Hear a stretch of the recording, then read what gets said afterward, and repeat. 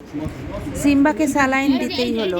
আজকে সকাল থেকেও 3-4 বার বমি করেছে, ওই রকম একই রকম কালারের, হলুদ হলুদ রঙেরই বমি করেছে। ডাক্তারকে ফোন করায় ডাক্তার বলল স্যালাইন দিতে হবে, ওনাকে পাঠিয়েছে স্যালাইন দেওয়ার জন্য।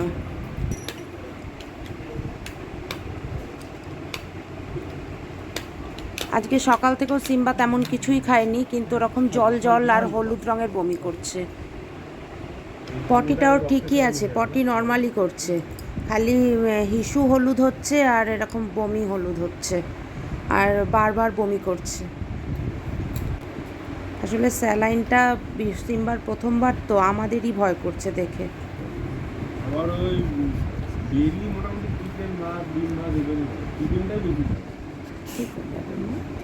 আর ডাক্তারবাবু শুধু স্যালাইন না, 3টে ইঞ্জেকশনও দিয়েছেন, যেটা উনি পুশ করে দেবেন।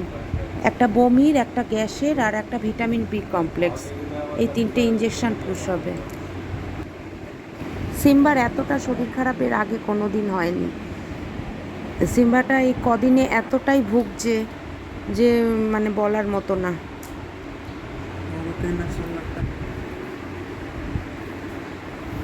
দেশি কুকুর অনেক ভালো, কারণ ওনার ইমিউনিটি পাওয়ার বেশি, রোগে